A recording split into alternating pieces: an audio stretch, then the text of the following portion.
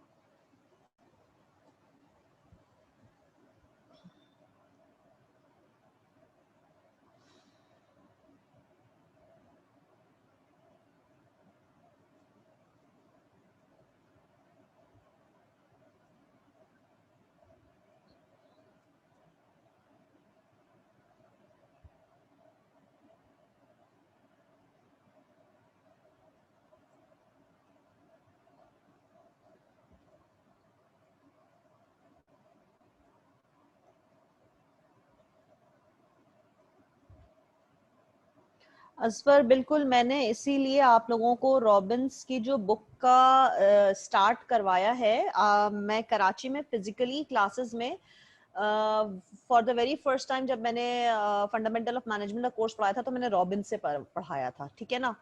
फिर उस वक्त तक वैसे भी अलजामिया ने बुक प्रिपेयर नहीं की थी फंडामेंटल ऑफ मैनेजमेंट के लिए। वो यही था कि ईएम का जो शुरू का पोर्शन था तो उसके अंदर कुछ चीजें मिसिंग थी। तो जब तक बाय द टाइम अलजामिया ने book prepare fundamental of management की बुक भी प्रिपेयर कर ली है और आपके प्रैक्टिस क्वेश्चन के एमसीक्यूज भी प्रिपेयर कर लिया है, ठीक है ना। लेकिन मैं अभी भी बच्चों को यही बोलती हूँ, क्योंकि जो आपका सीमा का स्टडी टेक्स्ट है ना, उसकी जो विकैबुलरी है और जो इंग्लिश है और जो कॉन्सेप्ट्स है ना, वो बहुत ज़्यादा डिटेल्ड में एक्सप्लेन नहीं है। तो as an intermediate student, as a after intermediate का जो हमारा लेवल है, उसके बाद वो बुक पढ़ना जो है ना, वो इतना, इवन बैचलर्स लेवल के बच्चा अगर पढ़े तो चलो फिर भी समझ में आता है कि वो बीकॉम के बाद या वो बीबीए करने के बाद उन टर्मिनोलॉजीज पर जाए तो वो थोड़ा सा ज्यादा बेहतर मतलब रहेगा उस लेवल के ऊपर। So that is the point.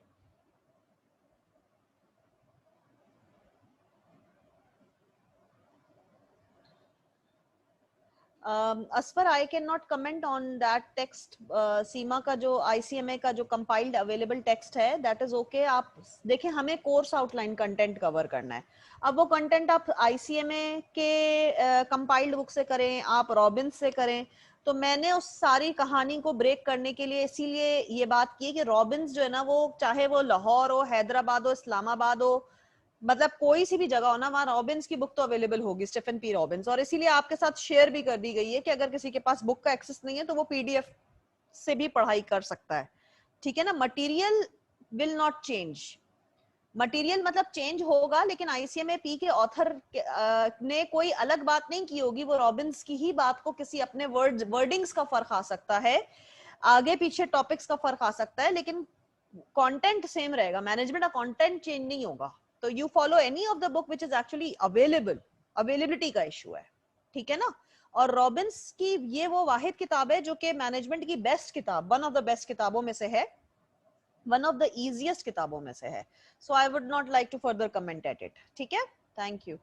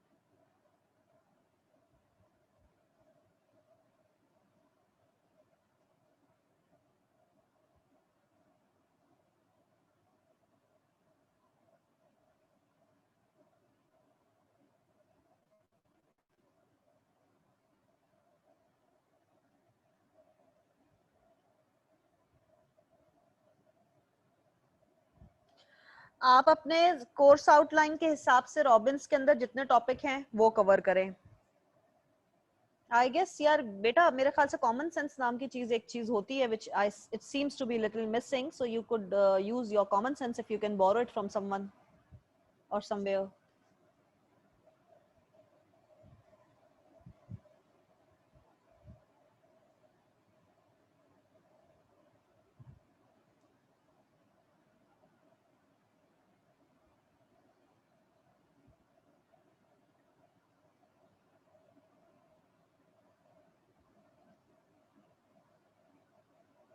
That's good, good to know. But have होने के साथ साथ अगर आप यूज करोगे तो मुझे भी पता चलेगा ना कि आप यूज भी कर रहे हो।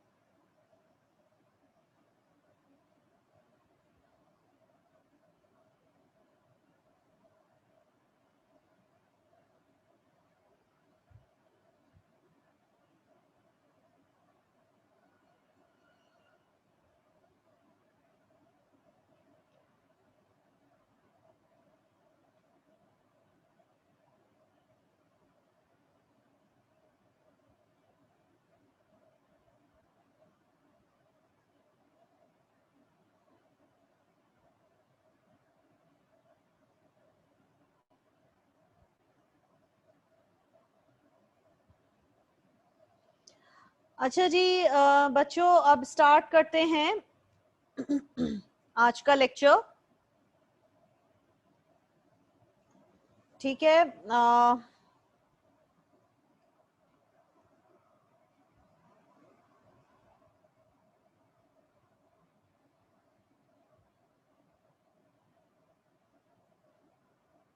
no Azwar, that is okay, you can always ask questions, I don't mind like answering such questions। लेकिन बात जो हो रही है ना, मैंने इस बात को पिछले हफ्ते भी आप लोगों की डांट लगाई थी और आज फिर उस बात का जिक्र आप निकाल करके बैठे हुए हो।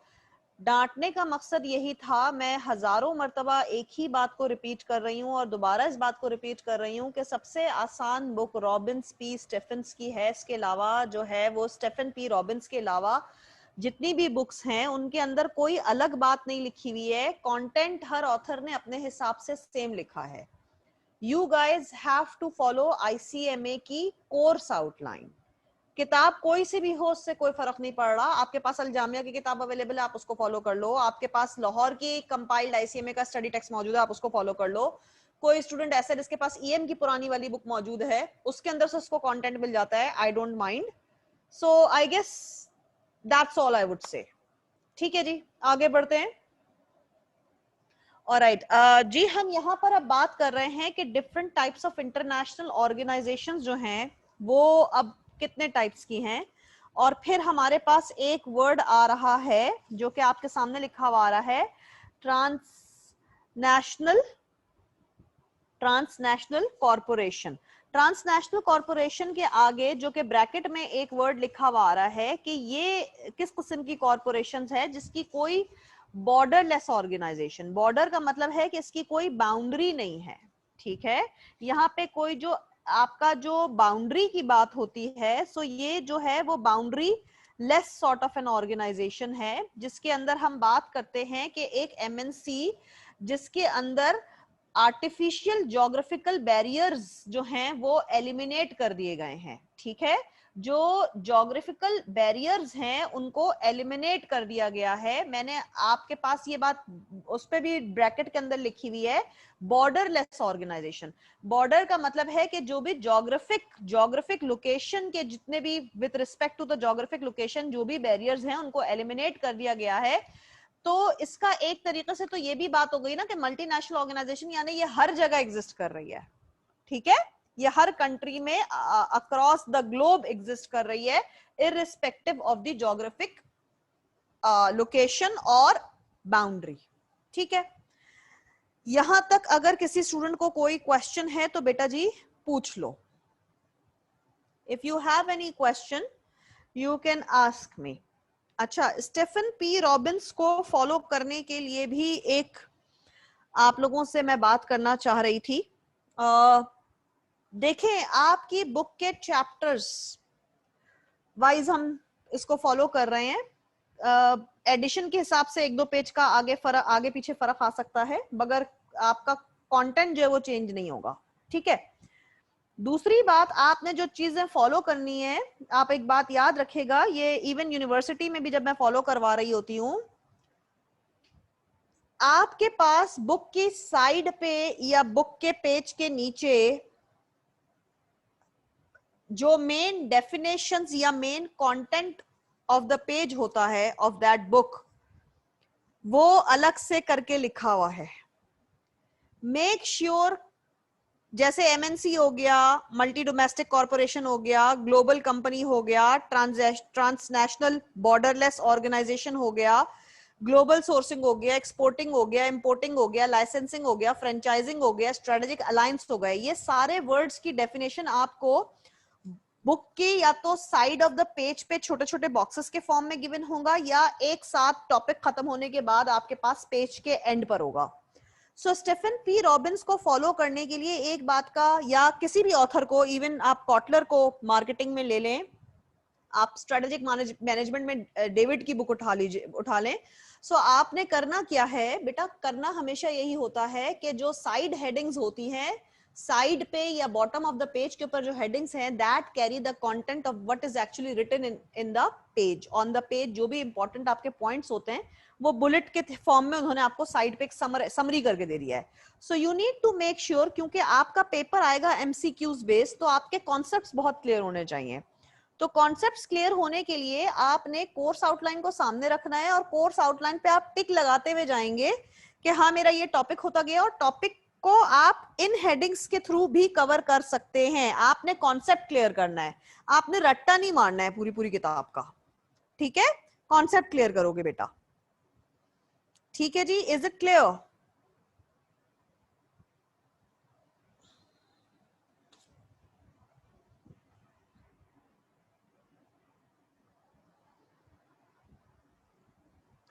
ठीक है जी, ओके।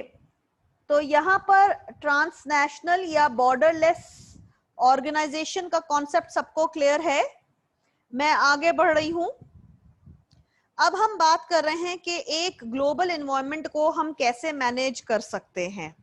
इसके अंदर आपके पास सबसे पहला जो एक इनस्टेबिलिटी और स्टेबिलिटी की बात हो रही है, legal and political system. Legal system में आप सबको पता है, देखें जब भी आप एनवायरनमेंट की बात करते हैं तो एनवायरनमेंट के अंदर एक्सटर्नल फैक्टर्स इन्वॉल्व होते हैं, जिसको हम कहते हैं पेस्ट या पेस्टल।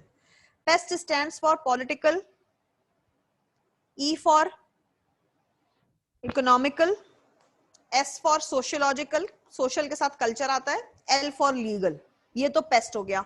उसके आगे E L ecological, and then आखिर में आता है आपका लीगल फैक्टर्स, ठीक है। तो ये आपके पेस्टल, टेक्नोलॉजिकल, टी एस के बाद टी आता है, तो टी से टेक्नोलॉजिकल मैं शायद स्किप कर गई। तो ये आपके फैक्टर्स होते हैं जो कि आपके एनवायरनमेंट में होते हैं, एनवायरनमेंट का मतलब आपकी सराउंडिंग में होते हैं, and these all factors are actually uncontrollable factors, जिसके अंदर आप इंटरनल तौर के ऊपर ऑर्गेनाइजेशन के अंदर रहते हुए या as an individual you can not control on these factors, ठीक है। अब हम बात कर रहे हैं लीगल एनवायरमेंटल फैक्टर की। तो लीगल एनवायरमेंटल फैक्टर के अंदर स्टेबिलिटी मतलब स्टेगनेंसी, कंट्रोल। इनस्टेबिलिटी, स्टेबिलिटी का मतलब ये भी होता है कि आप श्योर होते हैं, आप सर्टेन होते हैं, सर्टेनिटी। इनस्टेबिलिटी का मतलब है यू आर नॉट श्योर, अब कंफ्यूजन है, इनस्टेबिलिटी है, ऊपर नीचे हो रहा है, फ्लक्चुएशन है। आपके पॉलिटिकल सिस्टम में हमारे सामने हमारी पाकिस्तान की गवर्नमेंट है, इवन नॉट पाकिस्तान की ही बात ना करें तो अगर आप डेवलप्ड कंट्रीज की तरफ भी जाएं तो इनस्टेबिलिटी ऑफ पॉलिटिकल सिस्टम नजर आ रहे होते हैं, इलेक्शंस होते हैं, आपके रिजल्ट्स जो हैं वो बिल्कुल प्रिडिक्शन से हटके आ रहे होते हैं, एक्सपेक्टेशन से हटके आ रहे होते हैं, ठीक है। So that is what where you call instability. Legal procedures are established and followed. Why do we make constitutions and why do we make legal laws and clauses? ठीक है, क्यों हम बनाते हैं? देखिए, लॉ इसलिए बनाया जाता है कि one rule should be for all, and law बनाने का रीजन होता है कि आप अगर लॉ कोई बंदा फॉलो ना करे तो आप उसे अबाइड करवा सकते हैं, उसे फॉलो करवा सकते हैं, उसके अगेंस्ट उसको अकाउंटेबल होल्ड किया जा सकता है, पीनलाइज भी किया जा सकता है अगर कोई इंडिविजुअल किसी भी कंट्री में रहते हुए उस कंट्री के लॉज को फॉलो ना करे, ठीक है। सो लीगल लॉज फॉलो करना क्यों मस्ट होता है? किसी भी प्रोसेस को स्मूथली रन करने के लिए, किसी भी मुल्क को स्मूथली रन करने के लिए हम जो है वो एक इस्टेब्लिश करते हैं प्रोसीजर को, तरीकेकार को इस्टेब्लिश करते हैं, लॉ को। बगैर लॉस फॉलो करे हुए हम प्रोसीजर्स को फॉलो नहीं कर सकते। Fair and honest elections held on regular basis. Of course अगर आप देखें 5 years के स्पैन के अंदर we are supposed to have fair and honest elections. fair का मतलब होता है इंसाफ के साथ, और हर चीज जो है वो आपके सामने होती है, आपसे रिजल्ट शेयर किए जा रहे होते हैं ऑन एंड ऑफ, एंड हर चीज को क्रिस्टल क्लियर रखा जाए, ठीक है। आगे बात करते हैं differences in law of various Nations. Of course world wide पूरी दुनिया में एक ही लॉ फॉलो नहीं हो रहा है, ठीक है, पूरी दुनिया में एक लॉ फॉलो नहीं हो रहा है। कहीं ब्राइबरी जो है वो अलाउड है, कहीं पर आपके ड्रग्स जो हैं वो लीगल हैं। किसी कंट्री के अंदर अगर आप ड्रग लेके पकड़े गए तो आपको यानी हैंग टू डेथ या आपका सरकलम हो सकता है। किसी कंट्री के अंदर इलीगल एक्टिविटी हो सकती है। सो यू सी, अगर एक ही चीज को आप कर ले तो this law varies from country to country, nation to nation, with respect to the object, ठीक है। मैंने आपको ऑब्जेक्ट के हिसाब से, फॉर एग्जांपल मैंने आपको ड्रग्स बता दिया, मैंने आपको ब्राइब बता दिया, ये 2 ऑब्जेक्ट हैं जिनके ऊपर हमने बात कर ली कि इन 2 चीजों के ऊपर पूरे मुल्क में ग्लोबली एक लॉ नहीं है, हर नेशन जो है वो अपना लॉ फॉलो कर रही है।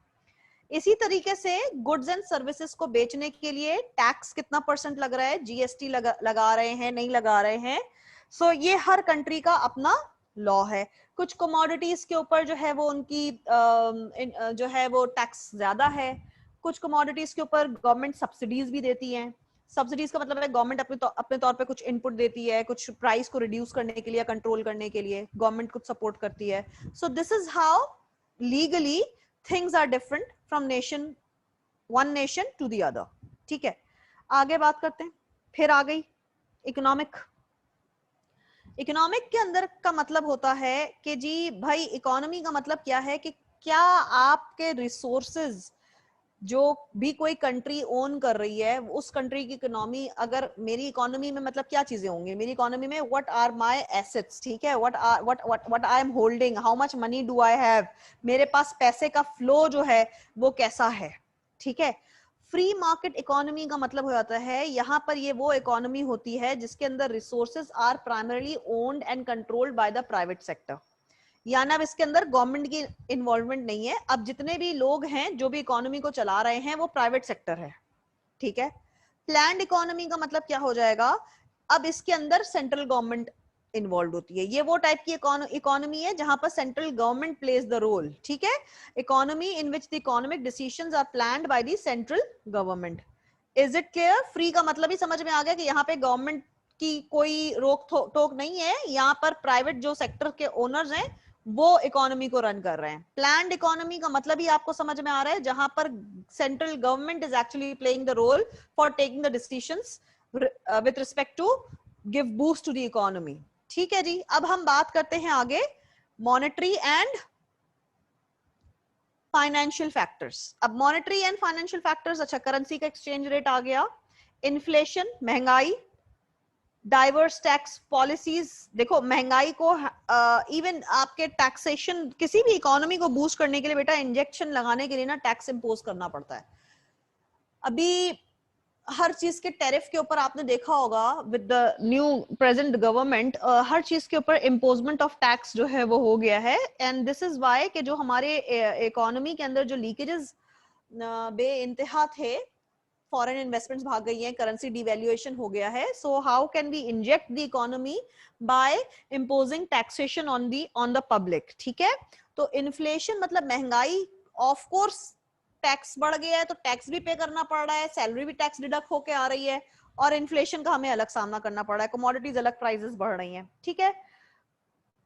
यहां तक इन फैक्टर्स के ऊपर किसी स्टूडेंट को कोई भी सवाल करना है, आई बिलीव आप लोगों को ये फैक्टर्स प्रिंसिपल ऑफ इकोनॉमिक्स के अंदर जो है वो आप लोगों ने जो है वो यकीन तौर पे पढ़ा होगा। If I am not wrong, ये सारे फैक्टर्स आप लोग इकोनॉमिक्स के अंदर पढ़ चुके हैं, ठीक है। फिर भी अगर किसी स्टूडेंट को कोई सवाल है तो मुझसे पूछ लो बेटा।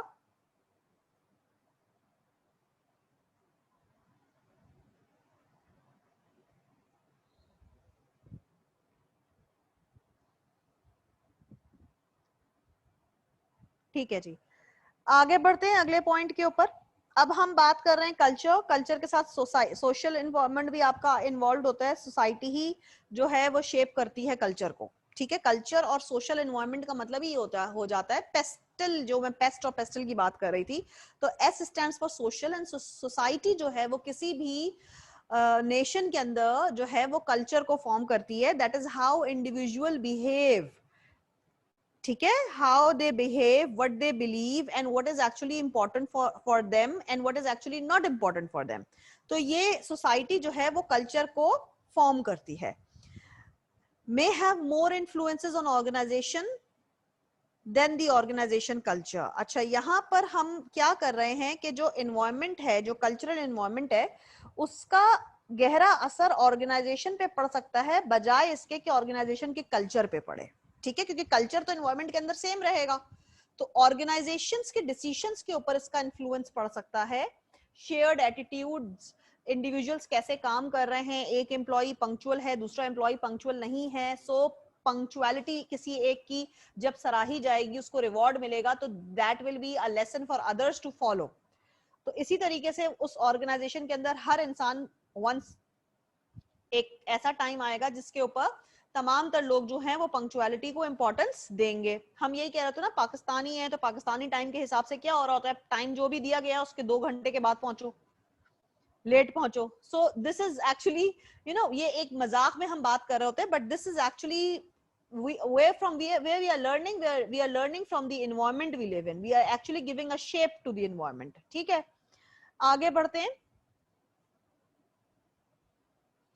अब यहाँ पर कुछ आपने जो है वो एनवायरनमेंट के हिसाब से एग्जांपल्स दी हुई हैं कि एनवायरनमेंट के हिसाब से कह लीजिए, और ये कह लीजिए कि किस तरीके से किसी भी एक कल्चर को हम नाम दे देते हैं या कोई कैरेक्टरिस्टिक उस कल्चर के साथ एसोसिएट कर देते हैं।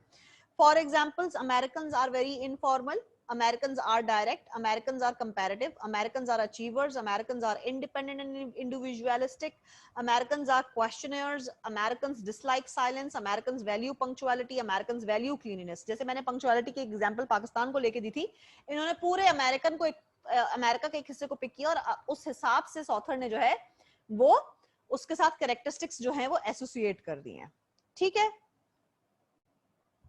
अब हम बात करते हैं कि ग्लोबल मार्केट के अंदर आज दुनिया के अंदर क्या हो रहा है, ठीक है। ग्लोबल मार्केट का मतलब क्या होता है बेटा? ग्लोबल मार्केट का मतलब होता है across the world.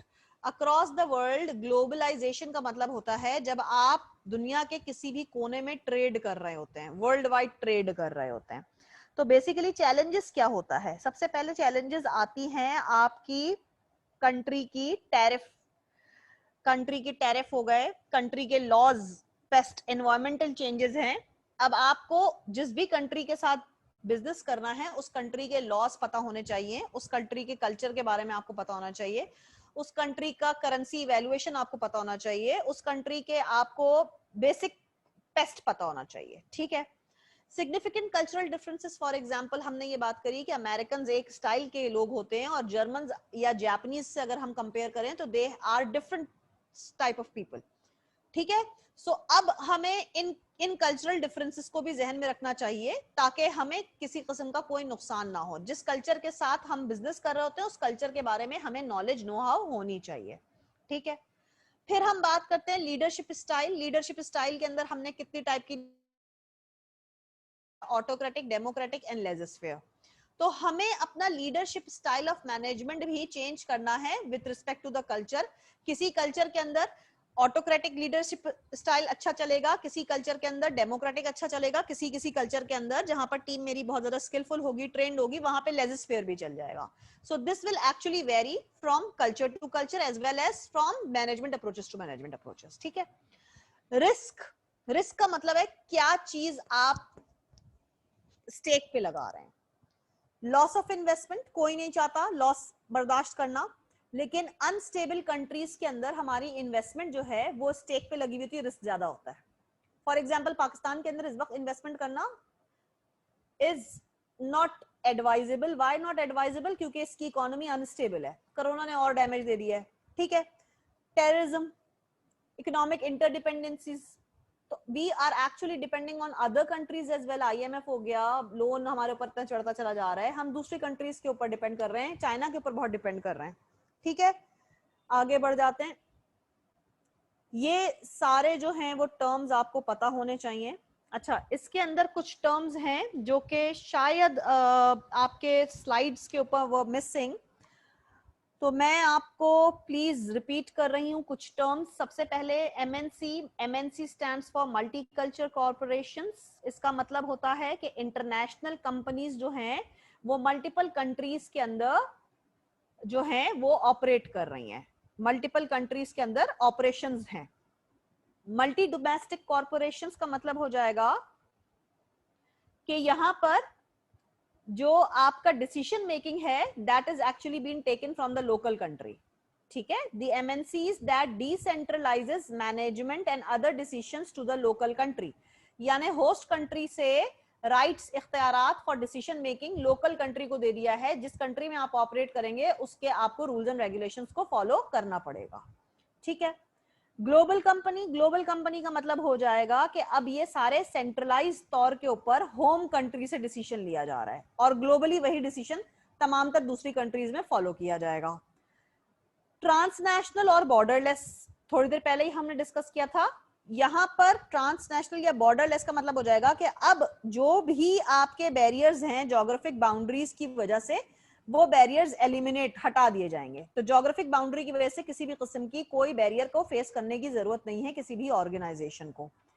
Global sourcing का मतलब है कि अब आप मटेरियल्स बाय कर रहे हैं या लेबर को हायर कर रहे हैं अक्रॉस अराउंड द वर्ल्ड। जहां पर भी चीप हमें मटेरियल और लेबर मिलेगा, हम उस दुनिया के उस कंट्री के कोने से लेबर, चीप लेबर को या चीप मटेरियल को बाय कर लेंगे, ठीक है। एक्सपोर्टिंग का मतलब है जब आप प्रोडक्ट को डोमेस्टिकली बना रहे हैं, डोमेस्टिकली का मतलब है अपनी नेशन के अंदर, अपनी डोमेन के अंदर बना रहे हैं, डोमेस्टिकली बना रहे हैं और आप उसको सेल कर रहे हैं इंटरनेशनल लेवल पे। Domestic production when sold internationally is known as export करना। अपने सामान को पाकिस्तान में बनाने के बाद हम उसको बाहर किसी कंट्री में बेचेंगे तो उसको हम कहेंगे एक्सपोर्ट करना।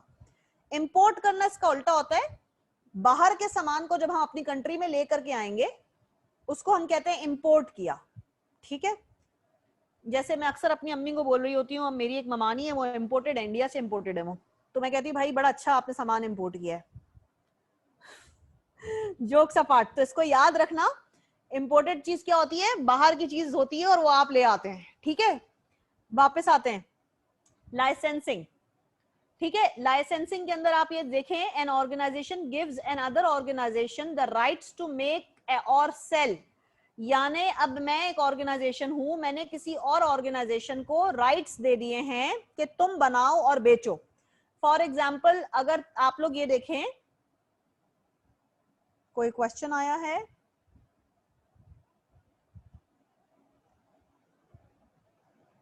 बॉर्न ग्लोबल, बॉन्ड ग्लोबल कहां पर है बेटा? बॉन्ड ग्लोबल लिखा हुआ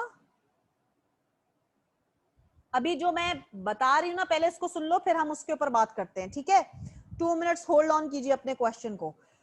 अच्छा, मैं लाइसेंसिंग आपको बता रही थी। लाइसेंसिंग का मतलब क्या होता है कि मैंने आपको, यानी मैं एक ऑर्गेनाइजेशन हूं, मैंने किसी और ऑर्गेनाइजेशन के साथ लाइसेंसिंग कर दी है, उसको लाइसेंस दे दिया और बोला है कि तुम बनाओ और बेचो, ठीक है?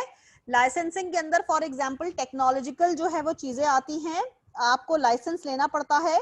इवन आप लोग ये देखें ना, जो आप लोग यूज करते हैं माइक्रोसॉफ्ट, ठीक है?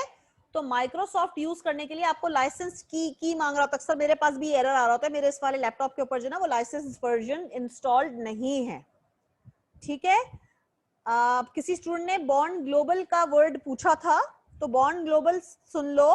It is a type of company from the beginning of its activities pursues a vision of becoming global and globalizes rapidly without any preceding long term domestic or international period. Bond global का मतलब है ये वो organisation होती है जिसका पहले से ग्लोबल इंटरनेशनल लेवल पे जाने का इरादा होता है, और ये विदाउट कोई लंबी लॉन्ग टर्म प्लानिंग के बाद नहीं, वो फौरन से जो है वो ग्लोबल चली जाती है। यानी बॉन्ड ग्लोबल का मतलब ये हो गया कि ये इसने कदम रखे हैं और कदम जमाने से पहले ही अपने प्रोडक्ट्स को हर दुनिया में ले गए, ठीक है? किस बच्चे का सवाल था ये?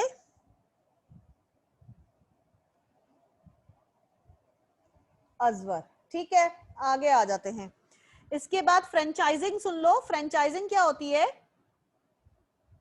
कि मैंने किसी और ऑर्गेनाइजेशन को राइट्स दे दिए हैं कि मेरा नाम यूज कर लो और मेरे ऑपरेटिंग मेथड्स को यूज कर लो। फॉर एग्जाम्पल पिज्जा हट के फ्रेंचाइजेस आप रेंट आउट कर सकते हैं, बट आपको पिज्जा हट के ही नाम को यूज करना है और उनके जो ऑपरेटिंग मेथड्स हैं वो पिज्जा हट के ही ऑपरेटिंग मेथड्स यूज करने हैं। तो आप यही देख लें कि पिज्जा हट के हर ब्रांच की जो है आपको क्वालिटी के अंदर डिफरेंस नजर आएगा, बहुत वाजे तौर पे डिफरेंस नजर आ रहा होता है, ठीक है?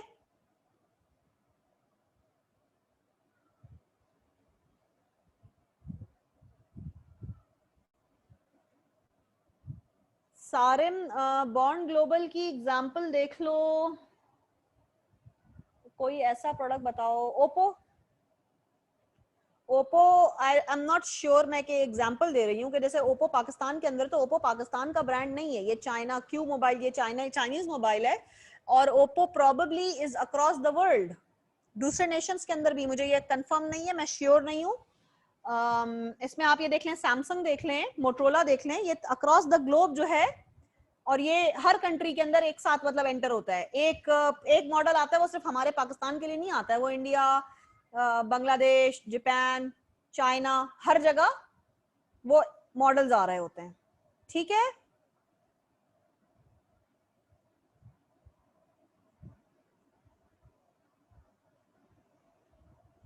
No, we can not relate licenses and franchises. Licensing जब टेक्नोलॉजिकली वाइज होता है, उसके अंदर लाइसेंस आप दे रहे हैं, दूसरों को अथॉरिटी दे रहे हैं। फ्रेंचाइजिंग के अंदर सिर्फ ऑपरेटिंग मेथड सेम रखने होते हैं, बाकी वो अपना सब कुछ खुद यूज करते हैं, वो अपना रॉ मटेरियल खुद खरीदते हैं, ठीक है? दोनों के अंदर फर्क है, फ्रेंचाइजिंग के अंदर और लाइसेंसिंग के अंदर, ठीक है? स्ट्रेटेजिक अलायंसेस का मतलब क्या होता है? अब अलायंसेस लॉन्ग टर्म के ऊपर दो कंपनीज मिलकर के अलायंस कर रहे हैं, यूनाइट कर रहे हैं in order to develop a new product. इसकी एग्जांपल देख लो।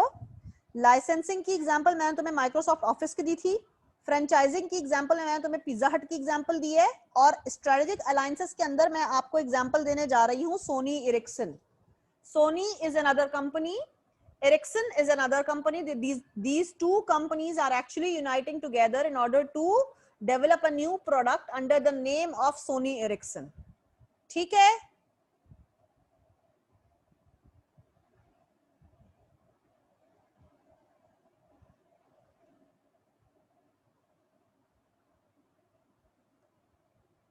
Now that is the end of chapter number 4. ठीक है? This is now the end of chapter number 4.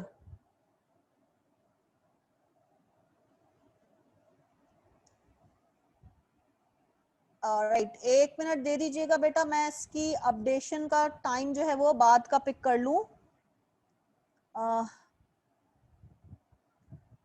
I guess schedule your device to restart at 12:06 a.m. tomorrow. All right, that is already बात का है. Fine.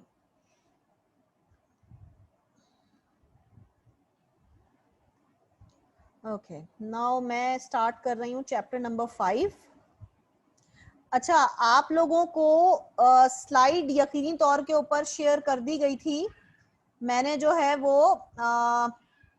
CR exam को slides जो हैं वो भेज दी थी काफी सारे चैप्टर्स की, प्रोबेबली चैप्टर 10 या 11 तक की. ठीक है, सो यकीन तौर पे आपको भी मिल गई होंगी slides.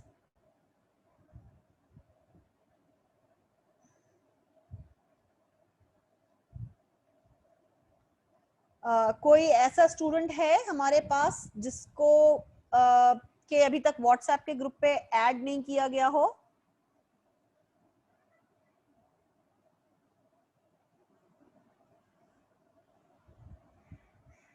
Is there any student on the WhatsApp group जिसको अभी तक ऐड नहीं किया हो? Can we relate? नहीं, ये तो हो गया answer. Yes, miss, I have already shared those in group. All right, good, good. Ma'am wikis और ब्लॉग्स का भी बता दें. ब्लॉग्स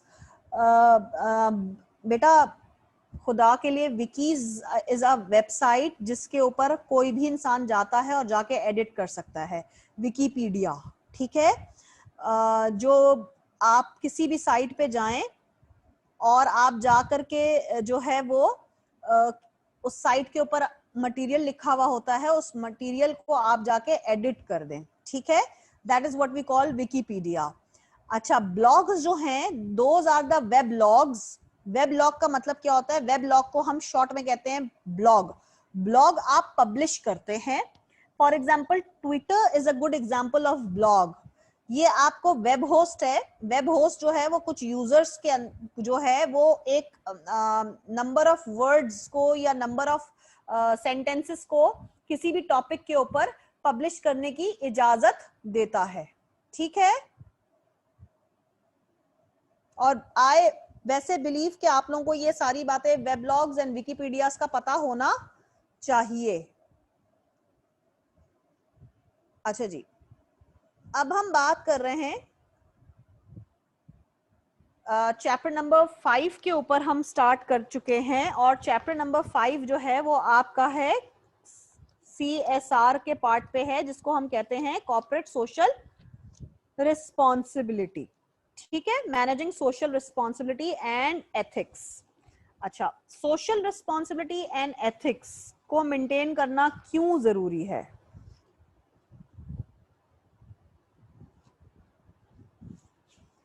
क्यों जरूरी है? वापस आते हैं.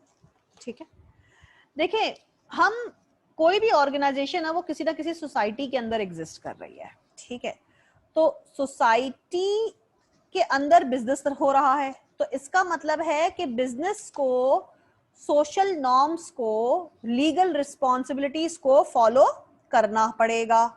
There is no right, no alternate के जो भी ऑर्गेनाइजेशन उस स्पेसिफिक सोसाइटी के अंदर एग्जिस्ट कर रही है वो उस सोसाइटी के लीगल रिस्पॉन्सिबिलिटीज को फुलफिल ना करे.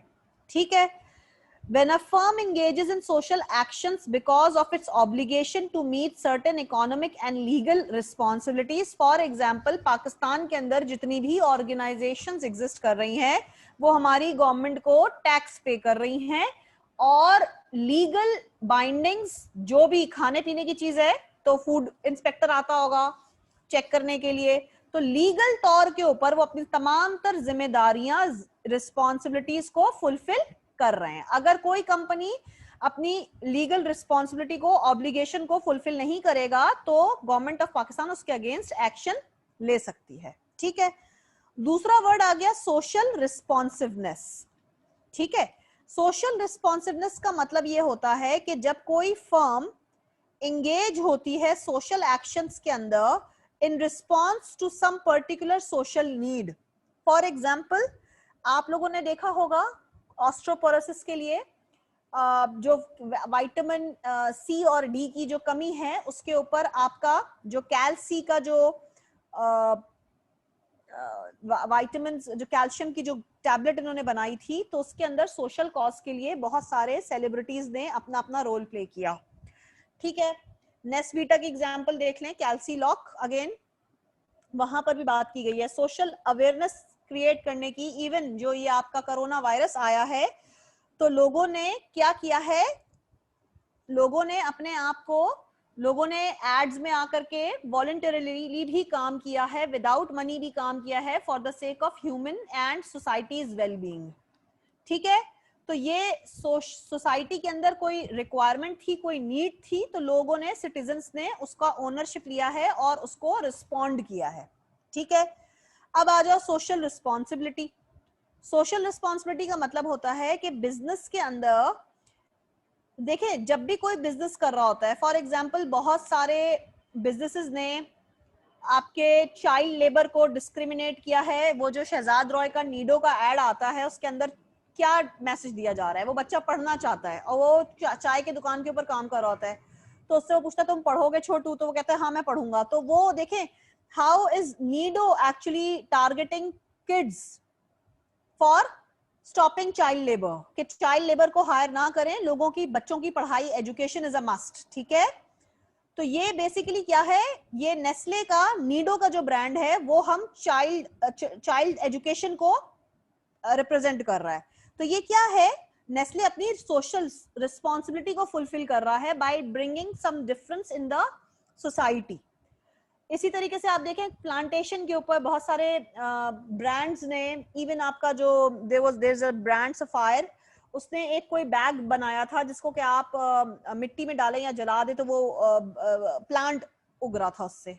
ठीक है, तो a business intention beyond legal and economic obligation to do right things and act in ways that are good for society, that is bringing something good for the welfare of the society apart from the legal and economic obligation। यानी यहाँ पर legal obligation और economic obligation की बात नहीं हो रही है, अब बात हो रही है for the well-being of the welfare of the society। ठीक है,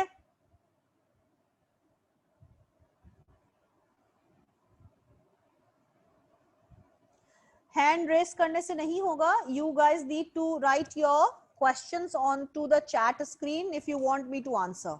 ठीक है, वापस आते हैं, यहां तक किसी स्टूडेंट को कोई सवाल?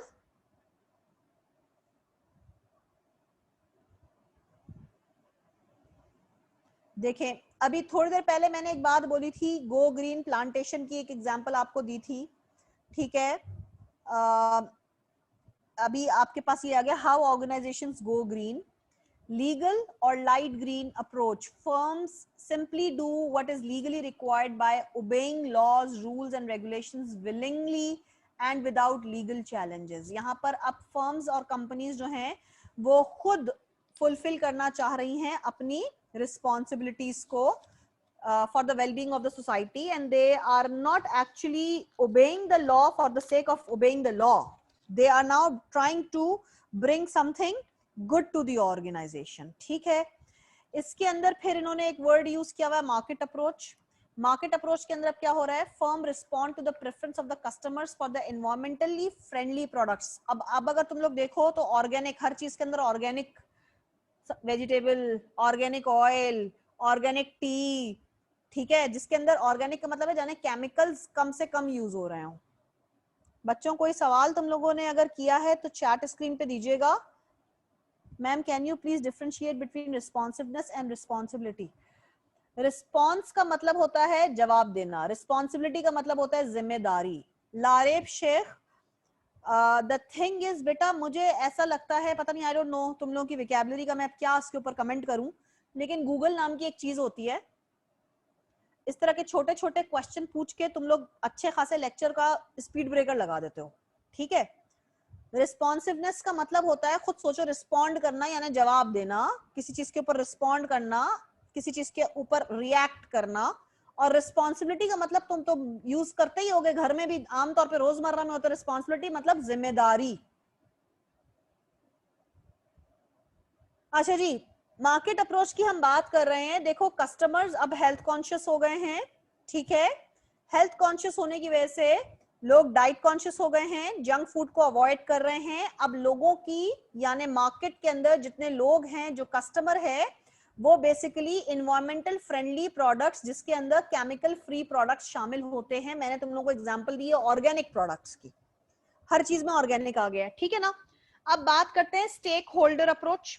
स्टेक होल्डर कौन होता है? अब ये कंपनी के वो लोग होते हैं जो कि कंपनी के इंटरेस्ट के अंदर या फायदे या नुकसान के अंदर शरीक होते हैं, फायदे या नुकसान के अंदर शरीक होते हैं, ठीक है।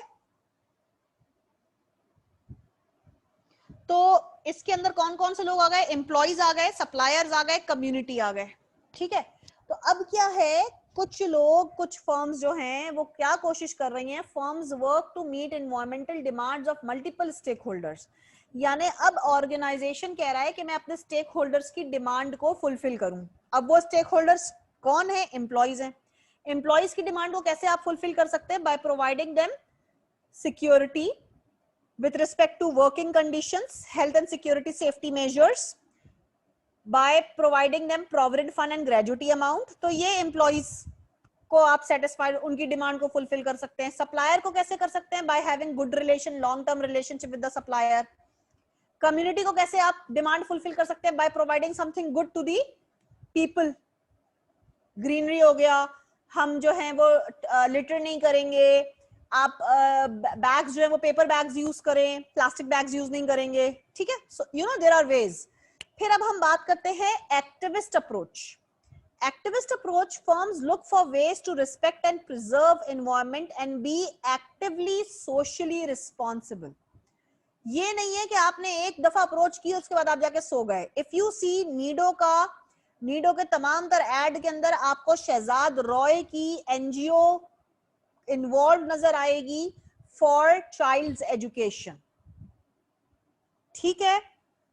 बुनियाद जो नीडो का स्पेसिफिकली प्रोडक्ट को, थोड़ा प्रोडक्ट लाइन को एक नाम दिया गया है, तो बुनियाद इटसेल्फ किस चीज के ऊपर है? To stop child labour for childs education rights, ठीक है।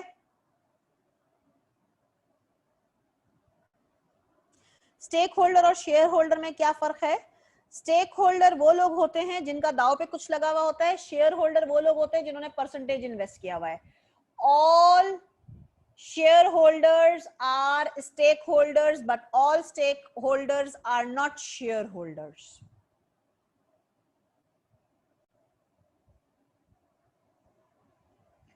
अच्छा जी, ठीक है, यहां तक मैं आगे बढ़ रही हूं।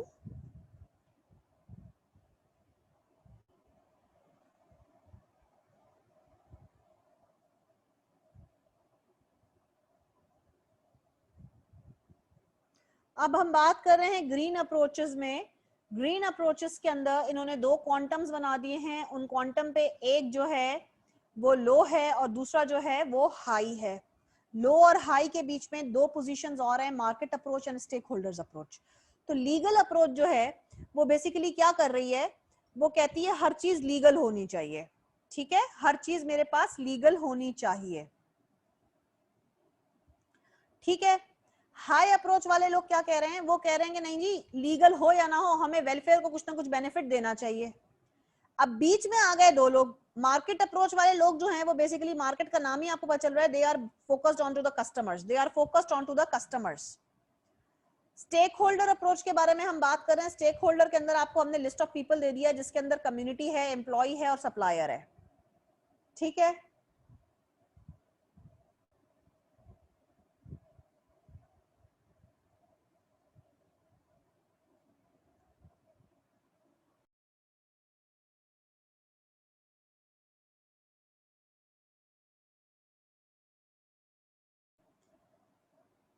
आगे देखते हैं हम कि ऑर्गेनाइजेशन किस तरीके से मजीद ग्रीनर हो सकते हैं।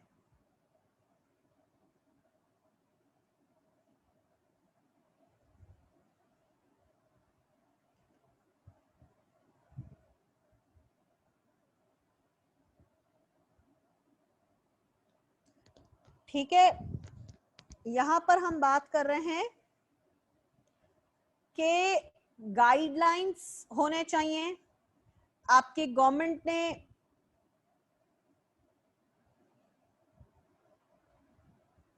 ने आपको गाइडलाइंस प्रोवाइड किए हैं कि ये चीजें किसी भी ऑर्गेनाइजेशन को फॉलो करनी है।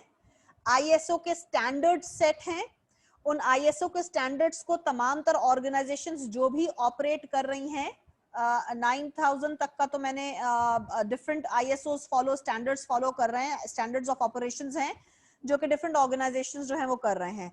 और जो most sustainable 100 corporations in the world हैं उनको हमने जो है वो पब्लिश कर दिया है। जो हमारे बिजनेस मैगजीन्स हैं, जो बिजनेस रिकॉर्ड्स हैं, उनके अंदर हम पब्लिश करते हैं, हम उन्हें प्रमोट करते हैं कि ये जो हैं these are the good businesses who have given like done something good for the society और the welfare of the society. ठीक है, यहां पर अगर किसी बच्चे को कोई सवाल है तो बेटा मुझसे पूछ लीजिए।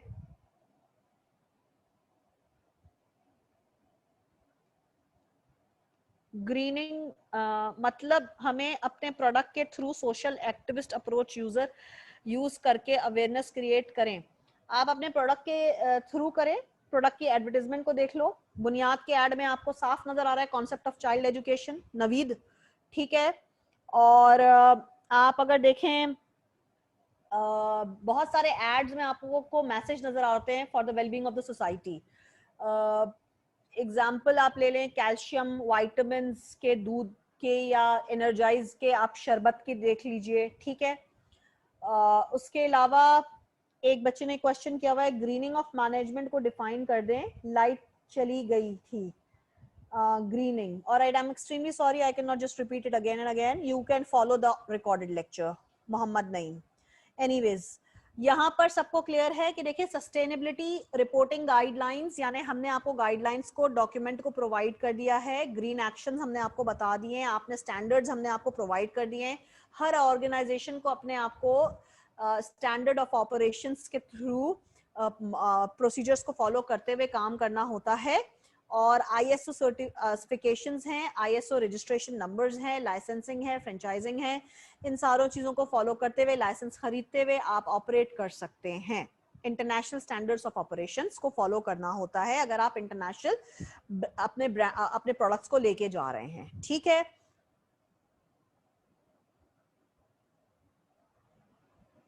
मैनेजरियल एथिक्स की जब हम बात करते हैं तो देखो मैनेजरियल एथिक्स का मतलब क्या होता है। Ethics is actually principles, values, believes that define what is right and what is wrong behaviour. हर ऑर्गेनाइजेशन के अंदर मैनेजर को, मैनेजमेंट को एक डिफरेंस, एक लाइन ड्रॉ करनी चाहिए कि यहां तक ये चीजें सही हैं और ये चीजें गलत हैं।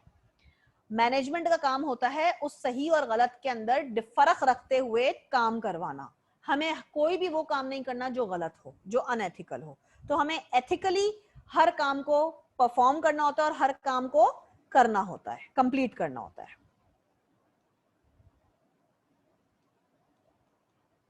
Full form international standards of operation. Zainul Abedin Abdullah, 100 दफा बोलना पड़ेगा, गूगल कर लो। Why don't you guys do Google? Google क्यों नहीं करते हैं छोटे छोटे चीजों को? 2 बच्चे तो पूछ रहे हैं, मुझे ये पता है, मैंने हालांकि रिपीट किया आईएसओ 3 से 4 मतलब इंटरनेशनल स्टैंडर्ड्स ऑफ ऑपरेशन मैंने रिपीट किया है।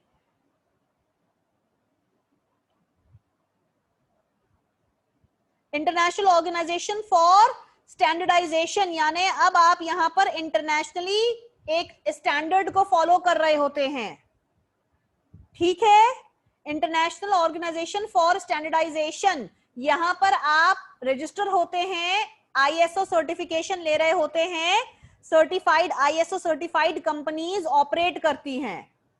मैंने आपको आईएसओ के कुछ स्टैंडर्ड्स 14,000 तो आपकी स्लाइड पे ही लिखा हुआ था, अदरवाइज आपके पास 9002 तक की वेरिएशन चल रही है। 9000 है, 14,000 है, 31,000 है, 22,000 है, 26,000 है। ये सारे सर्टिफिकेशंस हैं जिसमें आपने अपने आप को रजिस्टर करवाना होता है before you go into the global market internationally. Okay, anyways वापस आते हैं। अब क्या हो रहा है, factors that determine ethical and unethical behaviour. किसी भी ऑर्गेनाइजेशन के अंदर कुछ चीजें होती हैं जो कि आपके बिहेवियर जो है उन चीजों के ऊपर डिपेंड कर रहा होता है। ठीक है, सबसे पहले ethical dilemma. Dilemma is a situation जहां पर आप कंफ्यूजिंग स्टेट में हैं कि जो आप कर रहे हैं वो सही है या वो गलत है। फिर आप एक स्टेप आगे जाते हैं जिसको हम कह रहे हैं स्टेज ऑफ मॉरल डेवलपमेंट। अब यहां पर आपकी मॉरल जो एक्टिविटीज हैं वो डेवलप होना शुरू होती हैं। मॉरल एक्टिविटीज का मतलब क्या हो गया कि how good you are, how high you are with your morals और नॉट, मॉरली आप कितना स्ट्रांग है। ठीक है, अब हम पहले बात कर रहे हैं इंडिविजुअल कैरेक्टरिस्टिक। इंडिविजुअल मतलब ऑर्गेनाइजेशन के अंदर हर इंडिविजुअल अपने एक मॉरल को, अपने एक बिलीफ को, अपनी वैल्यूज को कैरी कर रहा है। ठीक है, वो इंडिविजुअल जो है वो अपना इनपुट कहां दे रहा है, वो अपना इनपुट मॉडरेटर को दे रहा है। मॉडरेटर का मतलब है वो अपना इनपुट मैनेजमेंट को दे रहा है। फिर हम आते हैं यहां पर इशू इंटेंसिटी। इशू इंटेंसिटी का मतलब होता है कि जब प्रॉब्लम आ जाती है तो इंटेंसिटी का मतलब है कि कितनी शदीद प्रॉब्लम है, किस लेवल की प्रॉब्लम है। प्रॉब्लम बहुत ज्यादा कॉम्प्लेक्स है या प्रॉब्लम जो है वो नॉर्मल है, उसको कैजुअल लेके भी डील किया जा सकता है। तो किस शिद्दत की प्रॉब्लम है, किस नौयत की प्रॉब्लम है, वो भी कहां जा रही है, वो भी मॉडरेटर के पास जा रही है। Moderators are part of management. फिर हम बात करते हैं स्ट्रक्चरल वेरिएबल्स। स्ट्रक्चरल वेरिएबल्स के बाद के अंदर बात आ जाती है कि भाई ऑर्गेनाइजेशन स्ट्रक्चर क्या है, फ्लैट है, टॉल है, वहां पर टाइप ऑफ मैनेजमेंट स्टाइल क्या है, सेंट्रलाइज्ड है, डिसेंट्रलाइज्ड है। तो ये सारी चीजें आ जाएंगी आपके स्ट्रक्चरल वेरिएबल्स के अंदर। फिर हर ऑर्गेनाइजेशन का अपना कल्चर होता है। वो कल्चर कौन लोग फॉर्म करते हैं, वो ये सारे लोग मिलके फॉर्म कर रहे होते हैं। और इनको सबको ऑब्जर्व कौन कर रहा है, मैनेजमेंट, मॉडरेटर्स। और उसके बाद हम एक लाइन ड्रॉ कर देते हैं, एक रूल बना देते हैं कि ये चीज एथिकल है और ये चीज अनएथिकल है, ये चीज एक्सेप्टेबल है और ये चीज अनएक्सेप्टेबल है। मॉरल डेवलपमेंट के अंदर उन्होंने आपको मजीद डिफाइन किया हुआ, एक्सप्लेन किया हुआ है। Measure of independence from outside influence, level of individual moral development के अंदर क्या है, pre conventional level, conventional level और प्रिंसिपल लेवल। 3 लेवल्स के अंदर उन्होंने आपके मॉरल ऑफ डेवलपमेंट को बता दिया है। ठीक है, मॉरल ऑफ डेवलपमेंट को उन्होंने जो 3 हिस्सों में आपके बताया हुआ है, so I would like you to be with me. ठीक है, सबसे पहले उन्होंने पहला लेवल बता दिया है प्री कन्वेंशनल लेवल। यहां पे एक बंदे की अपनी चॉइस होती है व्हाट इज राइट और व्हाट इज रॉन्ग। यहां पर हम कह रहे हैं इस एक बंदे को आउटसाइड सोर्सेस से पता चल रहा होता है कि उसने जो काम सही किया है या वो जो काम कर रहा है वो गलत किया है, such as physical punishment, reward और exchange of favours. I am reading one line of the book. I can not tell you कि आपके किस पेज नंबर पे है, आप अपने बुक के चैप्टर नंबर 5 पे आइए, factors that determine ethical and unethical behaviour. जहां पर ये डायग्राम बनी हुई थी अभी जो हम पीछे कर रहे थे, इस डायग्राम के नीचे एक पैराग्राफ है जहां पर लिखा हुआ आ रहा है स्टेजेस ऑफ मॉरल डेवलपमेंट। उसके अंदर एक लाइन है बेटा, उस लाइन को चाहो तो अंडरलाइन कर लो प्लीज। सबसे पहले pre conventional level, person's choice between right और wrong is based on personal consequences from outside sources. मैं ये किस तरह डिसाइड करती हूँ कि जो मैंने काम किया वो अच्छा किया या मैंने जो काम किया वो बुरा किया। अगर मैं कोई काम करूं और मुझे उसके ऊपर शाबाशी मिले, मुझे उसके ऊपर रिवॉर्ड मिले, तो इसका मतलब है कि मैंने अच्छा काम किया है। अगर मैं कोई काम करूं जिसके ऊपर मुझे पनिशमेंट मिले, मुझे झाड़ मिले, मुझे डांट पड़े, तो इसका मतलब है कि मैंने जो काम किया है वो गलत काम किया है। ठीक है, ये हो गया प्री कन्वेंशनल लेवल। दूसरा लेवल आ जाता है conventional level. The conventional level, ethical decisions rely on maintaining expected standards and living up to the expectations of others. अब कन्वेंशनल मतलब जो काम जिस तरीके से करना है उस तरीके से किया जाए। तो अब एक एक्सपेक्टेड लेवल तय कर दिया गया है, या तो आप उस एक्सपेक्टेड लेवल को मीट करेंगे या आप उस एक्सपेक्टेड लेवल को मीट नहीं करेंगे। तीसरा लेवल है प्रिंसिपल लेवल। प्रिंसिपल लेवल का मतलब है अब इंडिविजुअल्स ने डिफाइन कर दिया है moral values apart from the authority of the groups which they belong to belong or society in general. अब उन्होंने अपने रूल्स एंड रेगुलेशंस को डिफाइन कर दिया। अब ये डिफाइंड प्रिंसिपल का मतलब ये defined rules, defined laws, how one is suppose to behave. Is it clear to all students? यहां पर तमाम स्टूडेंट्स को सारी चीजें क्लियर हैं या कुछ क्वेश्चंस हैं? नो बेटा, यू डोंट नीड टू से सॉरी। जैनुल आबदीन हो या कोई भी बच्चा हो, सॉरी नहीं कहना है। बट होता क्या है, यू गाइज, अब ये थोड़ा सा मैं इसमें सिस्टम का फॉल्ट कहूंगी अपने, जो हमारा मैट्रिक और इंटर का बोर्ड है उसने बच्चों को, हालांकि आजकल ये कंप्यूटर की टेक्नोलॉजी की दुनिया में हम आजकल क्लासेस ले रहे हैं, तो थोड़ा सा यूज करें, थोड़ा सा हम अपने आप को भी ट्रेन करें, तो थोड़ा थोड़ा इनपुट सबको देना होगा, ठीक है ना? थोड़ा थोड़ा इनपुट सबको देना होगा। अच्छा, अब आज का तुम लोग असाइनमेंट जरा सा ले लो, इसको मैं अभी स्टेजेस को आगे कंटिन्यू करती हूँ, पहले तुम लोग असाइनमेंट ले लो जरा। आप लोगों का असाइनमेंट ये है कि आप ये जो क्वेश्चंस है ये मैं आपसे कल पूछूंगी, और जो बच्चा इसको आंसर करेगा उसको शाबाशी मिलेगी, और जो उसका गलत जवाब देगा उसको डांट पड़ेगी, ठीक है? Differentiate between licensing and franchising. Differentiate between licensing, franchising and alliances. 3 word मैंने बोले हैं, लाइसेंसिंग, फ्रेंचाइजिंग एंड अलायंसेस। इन तीनों में डिफरेंशिएट करो और इनकी एग्जाम्पल दो। वो वाली एग्जाम्पल नहीं दोगे जो मैंने दी है, तुम लोग अपनी एग्जाम्पल ढूंढ के लेके आओ, ठीक है? ये मैंने तुम लोग को आज का असाइनमेंट दिया है। कन्वेंशनल और प्रिंसिपल्ड एक नहीं होता है। मैं प्री कन्वेंशनल का मतलब है, ये तो हर इंडिविजुअल का अपना लेवल है ना, कि वो काम जो कर रहा है वो सही कर रहा है कि गलत कर रहा है। वो कैसे डिसाइड करेगा? उसको लोग शाबाशी देंगे तो वो कहेगा हाँ जी मैंने बड़ा अच्छा काम किया है, अगर उसको लोग चमेटे देंगे तो वो कहेगा नहीं जी मैंने बुरा काम किया है, ठीक है? कन्वेंशनल का मतलब है कि हर जगह आपका एक स्टैंडर्ड सेट हो गया है, स्टैंडर्ड सेट हो गया है, ठीक है? स्टैंडर्ड सेट हो गया, अब आपकी मर्जी आप उस स्टैंडर्ड को मीट कर रहे हैं कि नहीं कर रहे हैं। स्टैंडर्ड में और रूल्स में फर्क है। प्रिंसिपल्ड मतलब अब आपने नॉर्म्स तय कर दिए कि ये चीजें एथिकल है, और यहां से अगर मैं बाहर गया तो मैं अनएथिकल हो जाऊंगा। आपने अपने रूल्स सेट कर दिए, ठीक है? आगे बढ़ते हैं। Stages of moral development. Individuals characteristics. Individual characteristic का मतलब है हर इंडिविजुअल के अपने ट्रेट्स होते हैं, अपनी क्वालिटीज होती हैं। ऑर्गेनाइजेशन का स्ट्रक्चर या डिजाइन। ऑर्गेनाइजेशन में कितनी लाइन ऑफ अथॉरिटी है, जो हमारा स्ट्रक्चर है वो टॉल है कि फ्लैट है। ऑर्गेनाइजेशन का कल्चर कैसा है, फ्लेक्सिबल है, स्ट्रिक्ट है, रिजिड है, कैसा है। इंटेंसिटी ऑफ एथिकल इशू, जो इशू हुआ है उसकी क्या नौयत है, किस नौयत का इशू हुआ है, उसको इग्नोर किया जा सकता है या उसके ऊपर हमें कोई एक्शन लेना लाजिम है। अब आप बात करते हैं इन तीनों चीजों की। इसको प्लीज खुद से रीड करो, ये मैं आपको तीनों चीजें बता चुकी हूं, लेवल्स बता दिए हैं, इनको जरा सा खुद से ये रीड कीजिए, आपको मजीद क्लैरिटी मिल जाएगी।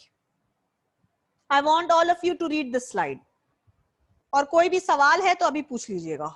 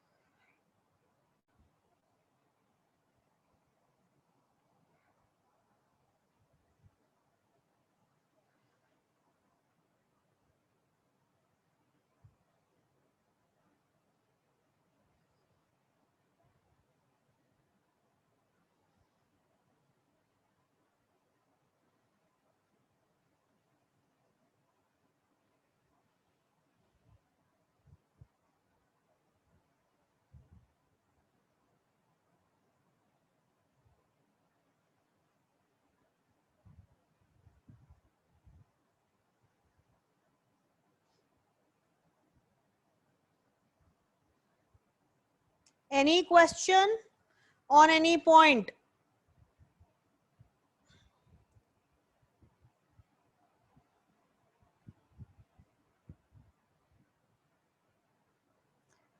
Point 6.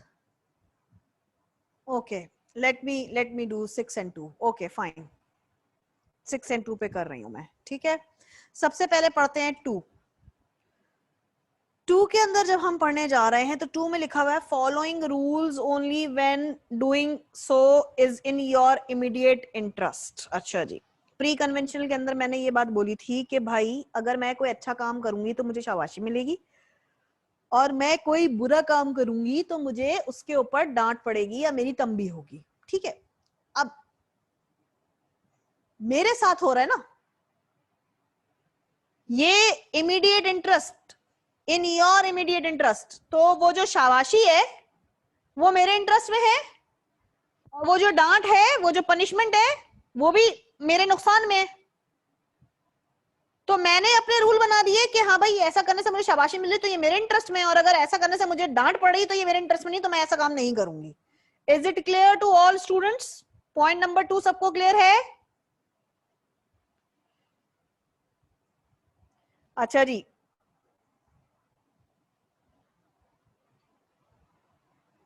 अभी लेवल को मिक्स ना करो टाइप ऑफ अथॉरिटी से, सारिम। अच्छा, अब हम जा रहे हैं चौथे पॉइंट पे। Maintaining conventional order by fulfilling obligations to which you have agreed. अब आपने ऑर्गेनाइजेशन के साथ कॉन्ट्रैक्ट कर लिया है, ठीक है, आप ऑर्गेनाइजेशन के अंदर एम्प्लॉय हायर हो गए हैं, तो कॉन्ट्रैक्ट करने के बाद ही आप एम्प्लॉय हायर हुए, तो इसका मतलब है कि आपने स्टैंडर्ड्स प्रोसीजर को मान लिया है, तस्लीम कर लिया है, अग्री कर लिया है, ठीक है। अब हम जा रहे हैं 6th पॉइंट के ऊपर। Following self chosen ethical principles even if they violate the law. अब मेरे साथ एक जॉब पे, I don't want to name the organisation, that's bad, but किसी ऑर्गेनाइजेशन के अंदर मैं काम कर रही थी, और उस ऑर्गेनाइजेशन ने मुझे कुछ ऐसा करने के लिए बोला जो मेरे लिए, मेरे अपनी इंडिविजुअल मेरी ज्यातियात के लिए वो चीज मुझे एक्सेप्टेबल नहीं थी। तो मैंने बोला सॉरी जी, ये मैं नहीं कर सकती। Why? Because those things were against my personal principles. ठीक है, क्लियर है? 2, 4 और 6 तीनों बता दिए मैंने। अच्छा जी, 5 भी रह गया बेटा, कुछ और रह गया है? 5 पे आ जाओ भाई। Valuing rights of others and upholding absolute values and rights regardless of the majority's opinion. लोग क्या कहेंगे इसके ऊपर हम फोकस नहीं करते हैं, हमें दूसरों के राइट्स को कभी भी हार्म नहीं करना चाहिए, ठीक है। अगर मेरे साथ कोई माइनॉरिटी भी काम कर रहा है तो मैं उसकी भी उतनी ही रिस्पेक्ट करती हूँ जितने मैं अपने मजहब के फॉलो करने वालों के या दूसरे फिक्कों के भी। मैं I believe I'm a person, I believe on, honestly I will be very honest, I'm not a very religious sort of a person, ठीक है ना। तो मैं ये बिलीव करती हूँ humanity comes first and should be given more priority than religious stuff. What do you say? ठीक है, क्लियर है? आगे बढ़े, चलो जी आगे बढ़ रहे हैं, शुक्र है। अच्छा जी,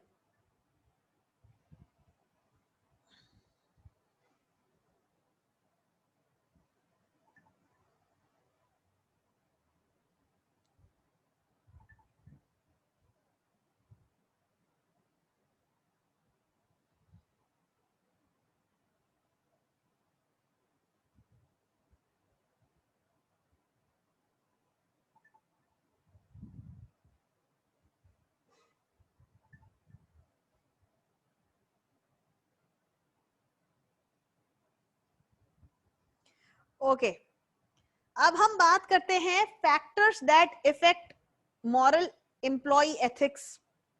अच्छा बच्चों, मैं अभी, तुम लोग ये मुझे बताओ, अभी टाइम काफी है, ठीक है, अभी टाइम जो है वो काफी है, तो मैं अभी इसको आगे लेके बढ़ रही हूं,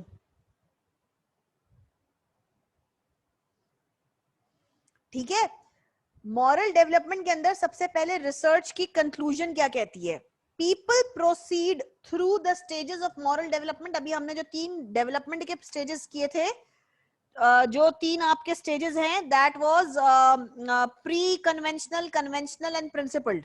तो लोग जो हैं वो सीक्वेंस को फॉलो करते हैं। पहले कौन सा लेवल होता है? प्री कन्वेंशनल होता है, फिर कन्वेंशनल होता है, फिर प्रिंसिपल्ड होता है। ठीक है, यहां पर कोई गारंटी नहीं है कि वो किसी एक स्टेप के ऊपर अगर रुक गए तो रुक भी जाते हैं। जो ज्यादातर एडल्ट्स होते हैं, यहां पर एडल्ट का मतलब है बेटा experience people, they are actually on to the 4th stage, and the 4th stage is what? Good corporate citizen, that is they are well trained and ethical corporate citizens. कोई question यहां तक बच्चों? Any question if you have?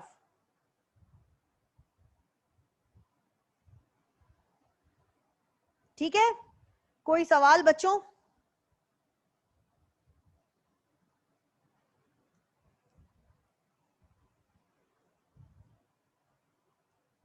कोई सवाल है तो पूछ लो।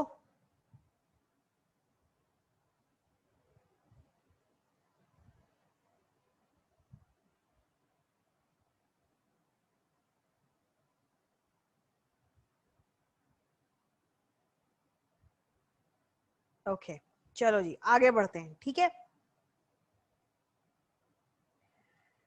उफ अल्लाह मियां, चलो जी, ये मैं तुम लोगों को पहले भी बोल चुकी हूँ, बट हम लोग बात करते हैं कि हर इंडिविजुअल के वैल्यूज डिफरेंट होते हैं, उसकी तमीज सही और गलत में वेरी करती है, उसका किसी हद तक उसकी पर्सनैलिटी पर भी जो है वो असर होता है, या पर्सनैलिटी का भी ताल्लुक आपके वैल्यूज से बहुत स्ट्रांगली है। These two things are inter related. कुछ लोग होते हैं वो बड़े अनापरस्त होते हैं, ईगोइस्टिक होते हैं। ठीक है, वो क्या कहते हैं? वो कहते हैं कि जी बस नहीं, मेरी अना जो है वो, अना के आगे जो है ना वो कभी भी कोई और काम नहीं करते है, अना से अगेंस्ट होकर के। अच्छा, ये मैं एक बड़े मजे की बात बताती हूँ तुम लोगों को। जो ईगो का वर्ड है ना, या व्हेन आई स्टार्टेड वर्किंग, तो मैं भी बहुत ईगोइस्टिक थी। ठीक है, you get mature with experience, और मैच्योरिटी बेसिकली आपको एक गुड एथिकल सिटीजन बनाता है ऑफ एन ऑर्गेनाइजेशन। अब जो है ना, मैं बोलती यार बॉस बोल रहे ना, बोलने दो, सही कह रहा होगा, सही भी कह रहा है, अगर गलत भी कह रहा है तो मेरा किरदार है, मेरे अब्बा की ऑर्गेनाइजेशन तो नहीं है। पहले क्या होता था? अरे बॉस ने ऐसा बोल दिया, डांट दिया, 10 लोगों के सामने बोल दिया। Now it does not matter, क्योंकि आज मेरी बारी है तो कल किसी और की बारी है। This we got to know, we got to learn with the passage of time. ठीक है, ओके, आगे आते हैं। फिर हम बात करते हैं लोकस ऑफ कंट्रोल, यानी आपका जो कंट्रोल है वो किस किस एतराफ में घूम रहा है। आपका इंटरनल लोकस, जो आपके अंदर अंदर की बिलीव्स हैं, वो आपकी डेस्टिनी को कंट्रोल कर सकती है, यानी आपकी किस्मत को कंट्रोल कर सकती है, आपके बिलीव्स को कंट्रोल कर सकती है। एक्सटर्नल लोकस, अब ये the belief that what happens to you in due of luck और चांस, अब ये आप कंट्रोल नहीं कर सकते, because that it was there in my luck, this happened by chance, it was risk. Personality के एट्रीब्यूट के अंदर हमारे पास ये दोनों डिग्री ऑफ पीपल होते हैं। Degree to which people believe they control their own life. Internal locus control means, अब ये तो मैं अपने आप को, अपने अपनी अपनी किस्मत को खुद कंट्रोल करूंगी। कुछ लोग होते हैं नहीं जी, किस्मत को बंदा कंट्रोल नहीं कर सकता है। अच्छा देखिए, ये दोनों मैं कहती हूँ एक इंडिविजुअल के अंदर ना, ये दोनों कुछ ना कुछ हद तक होते हैं। For example, I was talking to someone yesterday and she asked me a question and I wasn't comfortable answering her, but anyways, तो मैंने उनको जवाब दिया, भाई जब नसीब में होगा, जब किस्मत में होगा। Because you know, I strongly believe कि आप कब पैदा हुए हैं, आपको कब मरना है, और आपको कब ग्रो करना है, that is there in your luck, written down. दुआ से आपके नसीब या किस्मत एक हद तक, यानी आपकी डेस्टिनी बदल सकती है, मैं ये मानती हूं, बट फिर उसको मैं मुआवजा कहती हूँ। Getting the point? ठीक है, तो इन दोनों चीजों के ऊपर बिलीव हम सबका है और हर इंडिविजुअल का जो कि ऑर्गेनाइजेशन के अंदर काम कर रहा है उसका भी है। अब बात करते हैं structural variables. Alright, structural variables के अंदर कौन किसको रिपोर्ट कर रहा है, परफॉर्मेंस अप्रेजल कौन करेगा, कौन किसका बॉस है, अगर मैंने टारगेट मीट कर लिए तो मुझे क्या रिवॉर्ड मिलेगा, मेरे मैनेजर का बिहेवियर मेरे साथ कैसा है, ऑटोक्रेटिक है, डेमोक्रेटिक है, लेजिस्फेयर है। तो ये सारी चीजें आपके ऑर्गेनाइजेशन के स्ट्रक्चर के अंदर शामिल है। उसके बाद ऑर्गेनाइजेशन कल्चर की हम बात करते हैं। ऑर्गेनाइजेशन कल्चर का मतलब हो जाएगा अब एक value based management. Value based manager का मतलब क्या हो जाएगा? An approach to managing in which managers establish and uphold an organisation shared values. यानी अब ये मैनेजर के कंट्रोल में होता है कि वो कंट्रोल को कितना टाइट रखे, कितना फ्लेक्सिबल रखे। एक बात याद रखना, you are never supposed to compromise on your values, never compromise on your values, and never expect the other person to compromise in his or her values. Values are very deeply embedded in you. We cannot expect you to change. इसी तरह से तुम भी दूसरे बंदे से ये मत एक्सपेक्ट करो कि वो आपके लिए चेंज हो जाएगा, ऐसा कुछ नहीं होता। जो आप हैं आप वैसे रहें, जो दूसरा बंदा जैसा है उसको वैसे रहने दो। And don't compromise on your values. The purpose of shared values, अब एक ऑर्गेनाइजेशन के अंदर बहुत सारे लोग काम कर रहे हैं तो वो एक दूसरे से बहुत सारी चीजें सीख रहे हैं, डिसीजन मिलजुल के ले रहे हैं, एम्प्लॉय का बिहेवियर एक दूसरे से कैसे ताल्लुकात हैं, डायरेक्शन, मुझे किस डायरेक्शन के अंदर जाना है और क्या जो मैं जिस डायरेक्शन में जा रही हूं वो प्रॉफिटेबल है या वो मैं गलत डायरेक्शन में जा रही हूं, मैं टीम के अंदर अपनी वैल्यू ऐड कर रही हूं या टीम को मेरी जरूरत ही नहीं, मेरे बगैर भी चल सकती है। Bottom line on shared corporate value क्या है? हर ऑर्गेनाइजेशन के अंदर organisation values are reflected in the decisions and actions of the employ. हर एम्प्लॉय अपने डिसीजन के अंदर अपने बिहेवियर से उस ऑर्गेनाइजेशन की वैल्यू क्रिएट कर रहा होता है। वैल्यू किसके ऊपर क्रिएट कर रहा होता है? एक आउटसाइड पर्सन के ऊपर।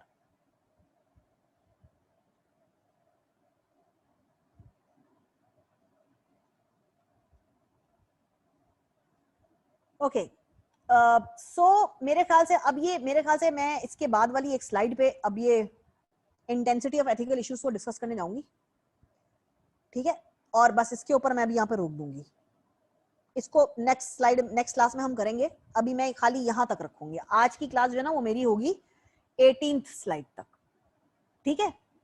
अब बात करते हैं कि इंटेंसिटी मतलब क्या शिद्दत है, इशू किस नौयत का था, क्या ग्रेटनेस ऑफ हार्म यानी बहुत हार्मफुल था, कितने लोगों को हार्म किया, how many people will be harmed by this decision, consensus of wrong, consensus मतलब ज्यादा, how much agreement is there that this is a wrong action, यानी कितने लोग म्यूचुअली अग्री कर रहे हैं, कितने लोग एक दूसरे से इत्तेफाक कर रहे हैं जो भी डिसीजन लिया गया था वो रॉन्ग था।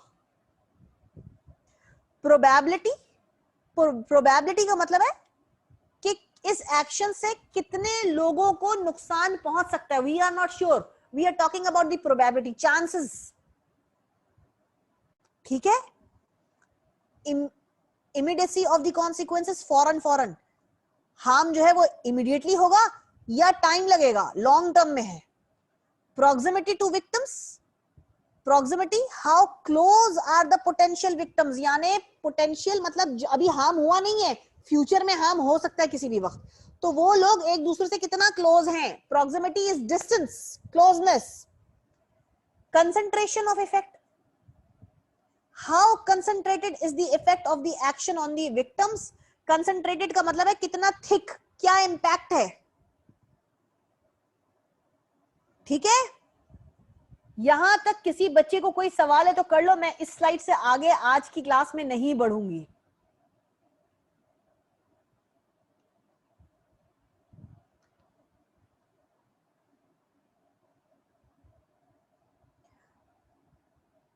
प्रोबेबिलिटी और ग्रेटनेस में, प्रोबेबिलिटी का मतलब बेटा chance, toss the coin, head आएगा टेल आएगा, चांस है 50-50।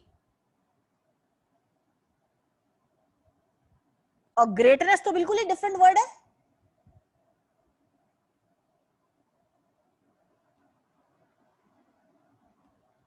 ग्रेटनेस तो बड़ापन,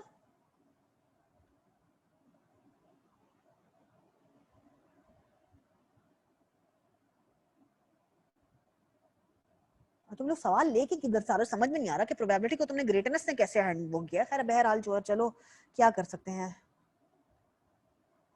क्या आया है, consensus of wrong. Consensus of wrong का मतलब है कि गलत फैसला लिया गया है, इस पे कितने लोग एक दूसरे से इत्तेफाक कर रहे हैं, कितने लोग म्यूचुअली अग्री कर रहे हैं जो हुआ है वो गलत हुआ है। कंसंट्रेशन मतलब कंसंट्रेटेड मिल्क होता है गाढ़ा, कितना इंपैक्टफुल है भाई कि ये इस ये जो अब विक्टिम है उसके ऊपर कितना इंपैक्टफुल है ये डिसीजन गलत जो हुआ है। अच्छा असाइनमेंट रिपीट कर देते हैं। मैंने आपको 3 अल्फाज बताए थे, 3 अल्फाज बताए थे मैंने आपको। 3 अल्फाज थे, लाइसेंसिंग, फ्रेंचाइजिंग, अलायंसेस। इन तीनों में फर्क बताओ, लाइसेंसिंग, फ्रेंचाइजिंग, अलायंस, इन तीनों में फर्क बताओ और तीनों की एक एक एग्जाम्पल बताओ। ठीक है, कल जैसे ही क्लास स्टार्ट होगी मैं यहां से स्टार्ट करूंगी। अभी कौन है बेचारी दुखी आत्मा, पूछ रही है, क्या पूछ रही दुखी आत्मा? गो ग्रीन बता दें, रिपीट, ग्रीन अप्रोच रिपीट कर दें। ग्रीन अप्रोच का मतलब है कि कुछ something good for the organisation. आप क्या कर रहे हैं, कैसे आप ऑर्गेनाइजेशन को जो है वो फायदा पहुंचा और मतलब वेलफेयर को, आप अपने एतराफ में एनवायरमेंट को कैसे फायदा पहुंचा रहे हैं। ठीक है,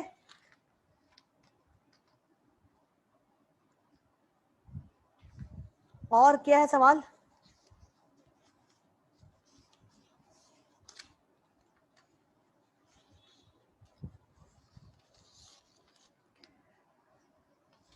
और कोई सवाल किसी का? ठीक है,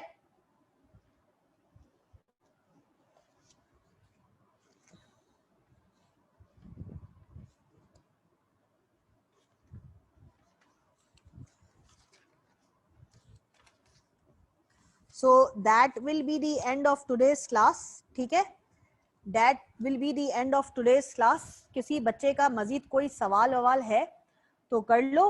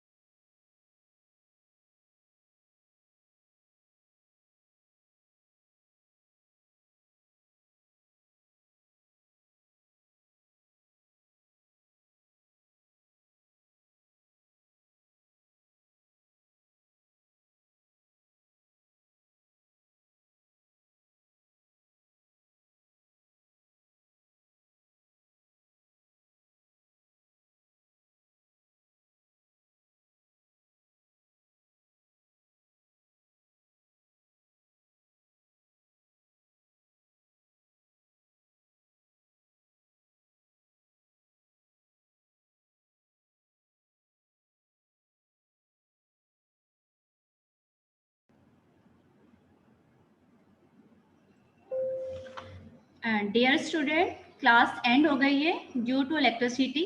ठीक है, तो अब आप लोग एंड कर दें।